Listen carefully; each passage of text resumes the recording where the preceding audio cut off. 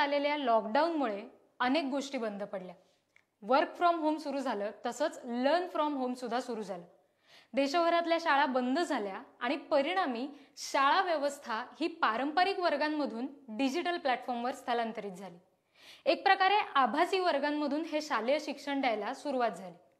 Online पद्धतीने शिक्षण द्यायची सुरुवात झाल्यानंतर सुरुवातीला विद्यार्थी, शिक्षक, पालक अशा सगळ्यांमध्ये फार कुतूहल होतं। काही पालक तर खूपच आनंदी दिसत होते।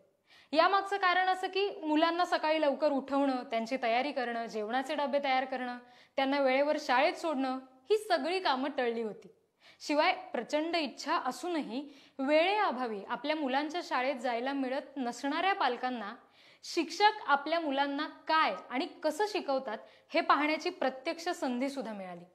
एकूण काय तर अनेक पालकांना आपली मुलं घरी अभ्यास करतायत हा अक्षरशः नेत्रसुख देणारा अत्यंत आनंददायी क्षणही अनुभवता आला। पण आता मात्र या सगळ्याचे गंभीर आणि चिंताजनक परिणाम दिसायला सुरुवात झाली। लर्न फ्रॉम होम या संकल्पनेला आता विद्यार्थी, पालक आणि स्वतः शिक्षक सुद्धा काही प्रमाणात कंटाळलेले दिसतात।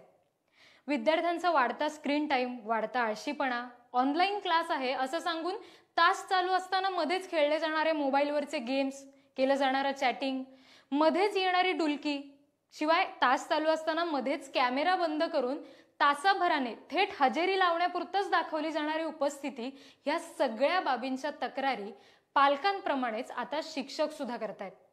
आपण म्हणतो नाही का की हल्लीची पिढीच हुशार आहे, तर हीच हुशार पिढी अगदी त्यांच्या बालवयापासूनच तंत्रस्नेही आहे। पण त्यांना शिकवणारे सगळेच शिक्षक तंत्रस्नेही असतीलच असं नाही। त्यामुळे हे शिक्षक विद्यार्थ्यांच्या या ऑनलाईन खोड्यांना सुद्धा आता कंटाळायची सुरुवात झाली। याबाबतच्या अनेक तक्रारी सुद्धा शिक्षक करतायत। पालक कंटाळले, तसेच शिक्षक सुद्धा या काही गोष्टींना कंटाळलेले दिसतात। यातला आणखी एक गंभीर मुद्दा जो लक्षात घ्यायला हवा तो असा की विद्यार्थ्यांना अनेक प्रकारचे शारीरिक आणि मानसिक त्रास सुद्धा व्हायची सुरुवात झाली। वाढत्या स्क्रीन टाइम आणि हेडफोन्सच्या अतिवापरानं उद्भवणारी डोकेदुखी असेल, डोळे दुखणं असेल, पाठ दुखणे असेल, अशा सगळ्या तक्रारी मुलांनी करायची सुरुवात केली आहे। त्यामुळे ह्या प्रश्नावर लवकरात लवकर तोडगा निघणं फार आवश्यक आहे। बाकी तुम्ही काही म्हणा, पण विद्यार्थ्यांसाठी मात्र ऑनलाईन वर्ग चालू असताना अन्य अनेक गोष्टी करण्याचं मिळणारं स्वातंत्र्य हे एक ऑनलाईन शिक्षणाबाबतचं आकर्षण बनत चाललंय, जे त्यांच्यासाठी, त्यांच्या भविष्यासाठी खूप धोकादायक आहे।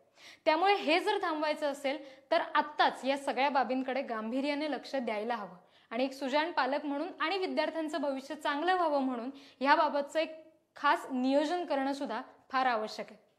अन्य घडामोडींसाठी MahaMTVच्या YouTube चॅनलला सबस्क्राईब करा। हा व्हिडिओ आवडला असेल तर लाईक करा, शेअर करा आणि याबाबतचं तुमचं मत कमेंट बॉक्समध्ये लिहून पाठवायला अजिबात विसरू नका। धन्यवाद।